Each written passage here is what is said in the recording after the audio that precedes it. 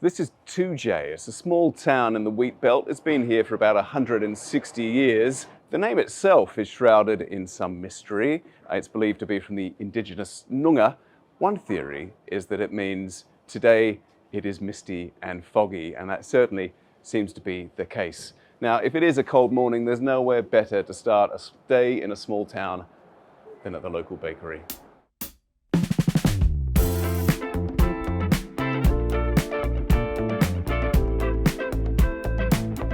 That's obviously a fairly amazing and colourful selection of treats in the cabinet, so we had to be fairly restrained in our selection for breakfast. We've got, I think, some country classics here. There's the lemon meringue, a vanilla slice with colourful pink topping. This may look like your classic bakery pie, but this is actually something a little special.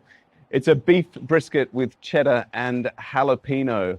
May not sound like a typical breakfast choice, but apparently it's their most popular pie. And they're obviously doing something right. The apprentice working here has won Apprentice of the Year. Apparently it's the first time in years that WA has brought the trophy home. So there's something to celebrate here. I should add, this is not all for my breakfast. I'm going to share some of this with the crew, if they're lucky.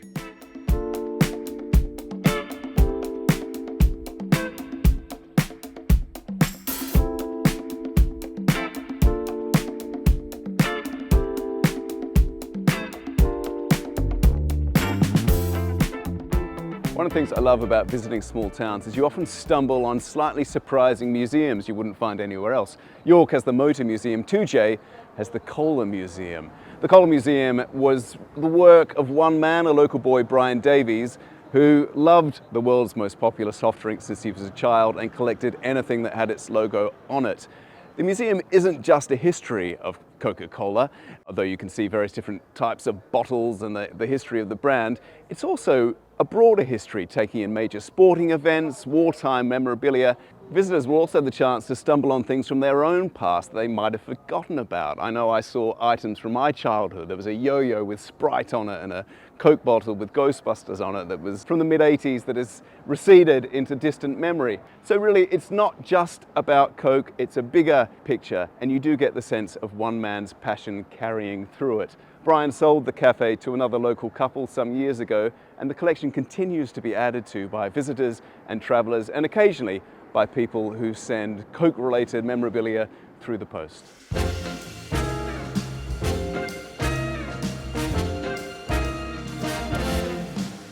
On the first day of Christmas, my true love gave to me a partridge in a pear tree.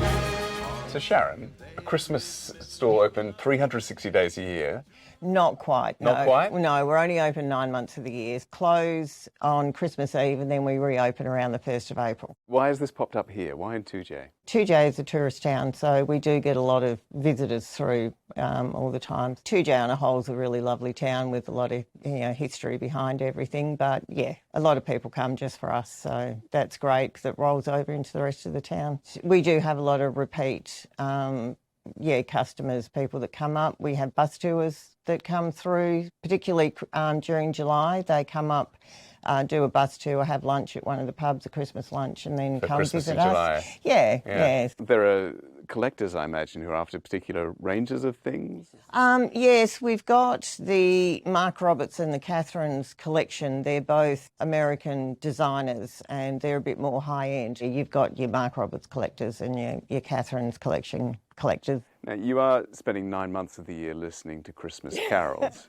I mean, how do you cope with that? Is there a carol that you will be quite happy never to hear again? No, a lot of people ask that question, but I think they just wash over us because, that's just, they're there. I often find myself singing along and we've got our own Spotify playlist now for the Christmas 360 playlist, so pretty much everything that we play here, we've got on our playlist, so yeah.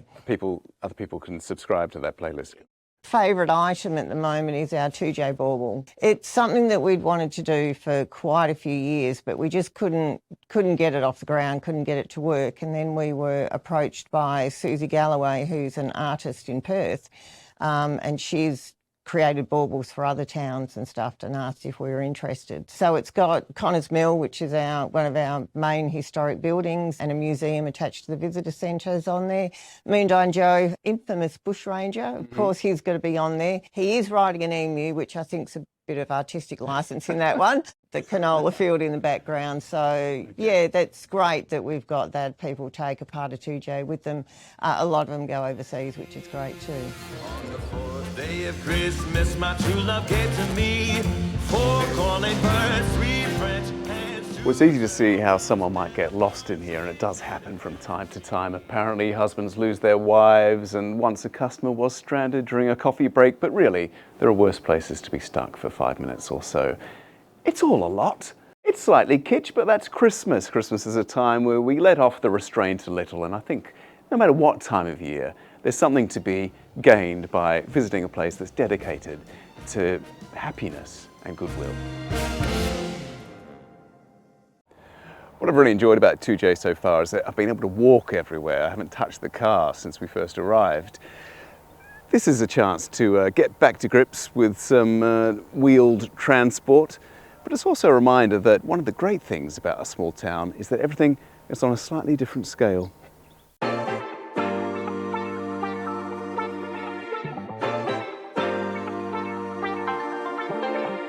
Hi, Mike. Mark, how are you, mate? Good. So, Good. Toodyay Mini Rail, I had no idea this was here. How long has it been here? It's been here since 1996. The original people that built it are no longer here. Okay. So now we're getting some younger blokes in, I don't know where they are today, but they're here. So back in '96, group of trade enthusiasts, how did they find each other? Just through the community, you know. It expanded from 2 guys, and then they only had a short track that only went up there about 600-700 metres and then come back. That's the first thing they built. And then from there they expanded, they got a hold of that carriage there and that carriage there. Then they started to expand and make a proper station out of it. And then they extend the track, so it's about 1.9 k's all the way around. And they built tunnels and bridges. We got a lot of stuff from other mini rails that actually closed down, and it sort of just snowballed from there. So where do the engines come from? We've got a big workshop up the other end there, and all the locos are parked up there. Yeah. All the carriages are parked in there. Yeah. And a lot of people have got locos at home they're working on. And do they tend to all be electric now? No, in the shed we have another big electric one. We converted from petrol to electric, a diesel, hydraulic one, and a steam engine. Okay. Yeah, so we have a bit of a variety. So what time of year, if someone does want to come to the Mini Rail, what time of year should they come? From Easter until end of November. Okay, and is it just on the weekends? No, we do it 2 Sundays a month, first and third Sunday of every month. First and third Sunday. Yeah, Okay. and then we do things like Avon Scents coming up. Yeah. So we do special runs as well. So Mark, this is the Avon Blink, inspired by the Avon Link, but for copyright reasons we're calling it the Avon Blink. Yes. Okay. Yeah. So this is one that you brought to life after it had some teething trouble. Yes, this is our controller. Okay. For it.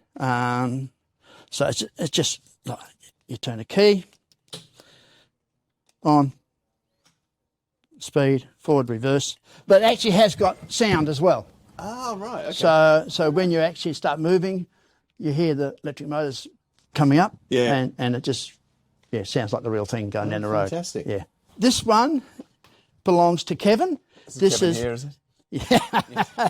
No, Kevin's a bit bigger than that. That's like an express rail car. It's all electric. The batteries in this one are down underneath the seats there. Jumbuck. Yes, this is Jumbuck. This is made over east. It's the same thing. It's electric.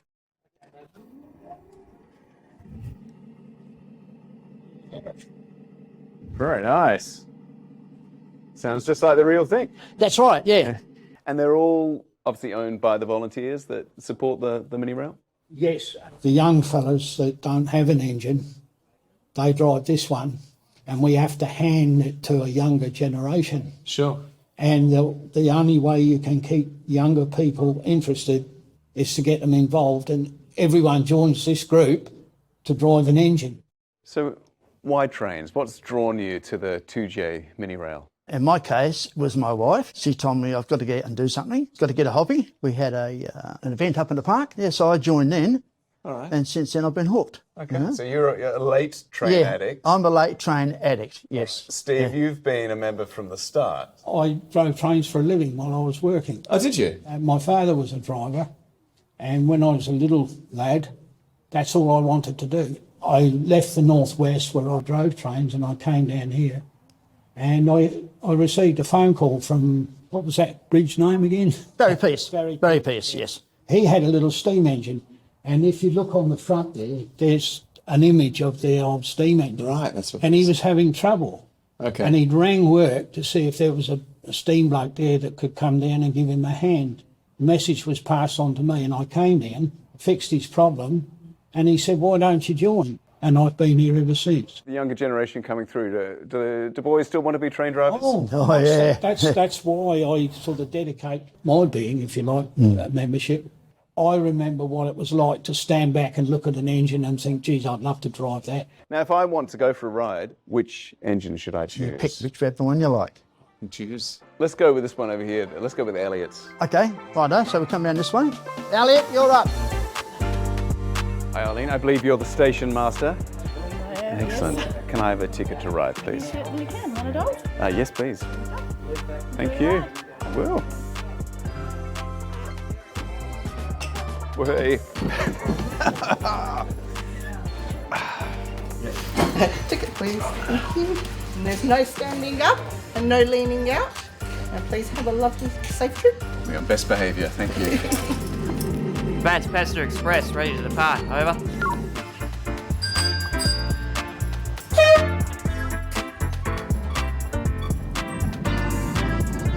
The station master has the green flag out. Thank you. So off to your right in here we have kangaroos, they're only imitation. Very nice. This one here is Sean the sheep. Sean the sheep. The black sheep. And over here on the left we have Moonline Joe, which is one of our festivals. Then we're coming up to It's the river just over here. a station we call Turtle Crossing, and that's mainly because on the right here's the river, and on the left is swamps in there. And the turtles used to come across. Oh, did they? Yes, and now we're going beyond the Black Stump. You heard that saying? I have That's heard the that. Black That's Stump. the Black Stump. I've always wondered That's where it was. the old train line there. Oh, you can see the Yes. ruins of the old bridge there. Yes, going across the river there. Here comes Speedy. Is there a bit of competition between the drivers? But we leave them now and go down a different track. That bridge we just crossed, we got from Leichenaltia Railway. That's gone now.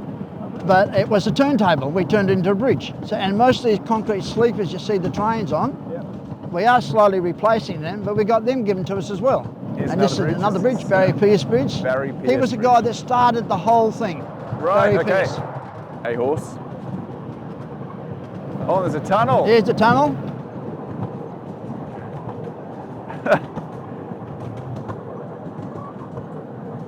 Whitney Tunnel. And we're pulling back into the station. That was fantastic, thank you. Okay, I'll sit while you get Mark. out so we Thank don't you, tip it driver. over.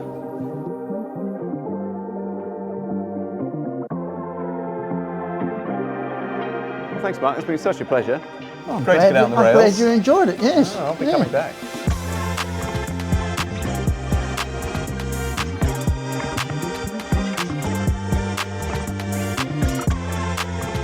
We stopped in for some lunch and a quick cuppa at Dolly Foxgloves. It's known as the cutest cafe in town, and I think it lives up to its name. There's barista coffee and tea and an interesting selection of jaffles, including some gluten-free options. And while you're waiting for your meal, you can peruse some little crafty odds and sods, as well as some vintage clothing. There was nothing on the vintage rack that appealed to me today, but I did very much enjoy the sticky chai.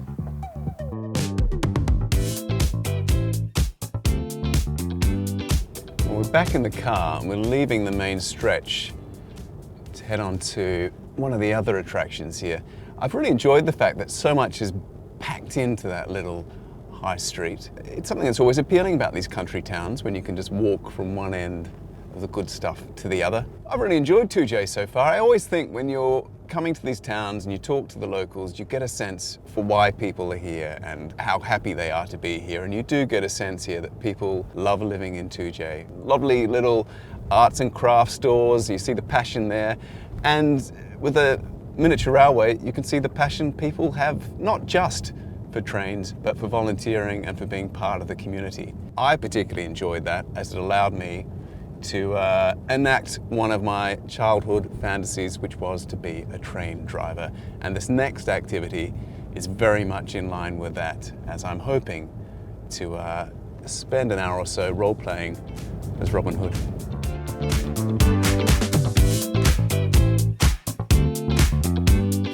Hello. Hi, I'm Mike. Hi, I'm Ernie. Nice to meet you. So I want to Have a go. shoot some things, Okay. shoot some targets. Well, you've got the choice of the 9-target trail or the 15-target trail, which is more in the bush. Let's do the 9-target trail. We'll start with that.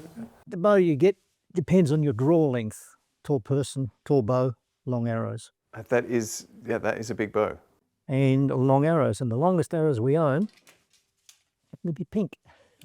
And this will be your bow. Your left hand holds it here. That's your built-on arm guard, so the string can't contact your forearm. Hold your bow so you can see your arrow rest. Pick up the arrow by the nock. Because you've got it between your thumb and forefinger, you can spin the arrow so the odd colour, single colour, faces up.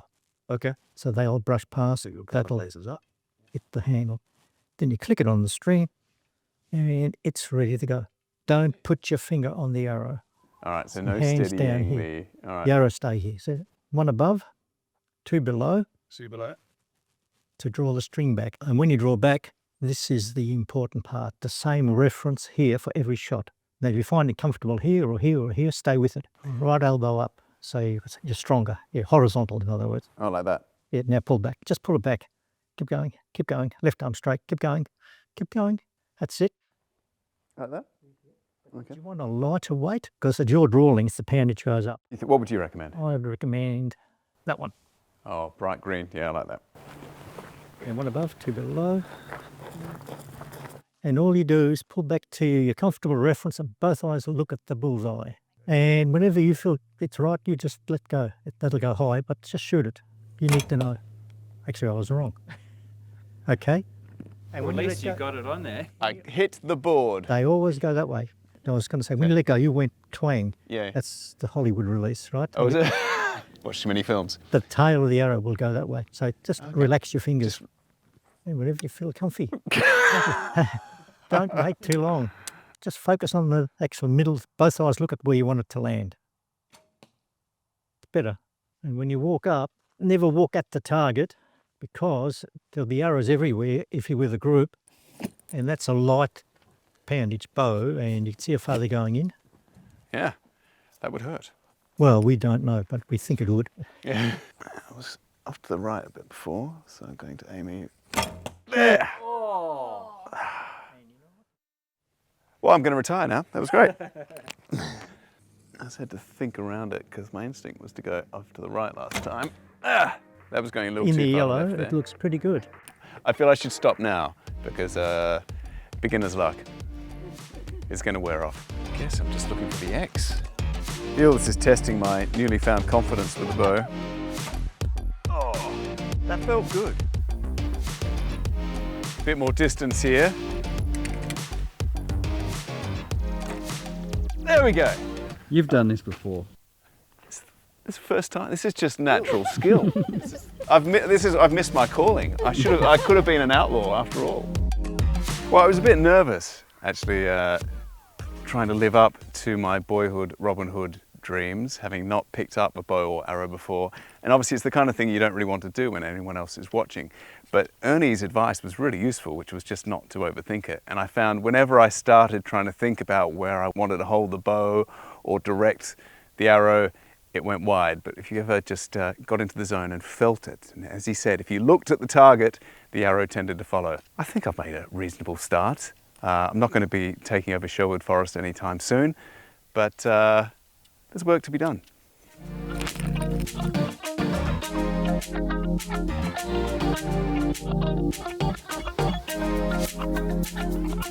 Now, if you spend any time in Toodyay, there's one name that'll come up wherever you go, and that's Moondyne Joe. He was a local sheep rustler, general thief, and prison escapee. This prison here, Newcastle Jail, was actually built to replace one of the prisons he escaped, as it obviously did a very bad job at holding him. So if you're wanting to find out more about Moondyne Joe, this is probably a good place to start. I know it's a weird thing to say about a prison, but on an afternoon like this is quite a nice space to be in, provided, of course, you're on the outside of the cells. And you can have a chance while you're here to experience what it might have been like to be trapped inside one of these narrow, cold, and very dark spaces, even if it's only for 30 seconds or a minute at a time. The cells have all been redone as either museum exhibits or galleries, and the Moondyne Gallery here is a chance to find out a bit more about the local legend Moondyne Joe and understand exactly why he's so popular in these parts. So popular, in fact, that the biggest event on the Toodyay calendar is the Moondyne Festival, which happens on the first Sunday of every May. It sees reenactments of Moondyne Joe's story, a bit of other street theatre, flea markets, entertainments for the whole family, and gives us another reason, I think, to come back.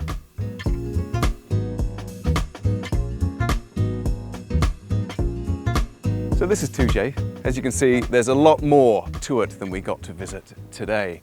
There's the Coringa Winery, which is one of the state's oldest wineries. It's been there since the 1870s. And there's Rome Distillery that does a nice line in gin, vodka, and small batch limoncello. Couldn't see that today either. I do feel, though, we've got a good feel for the character of the place, whether it's the miniature railways, the cosiest cafe in town, or trying my hand at some archery.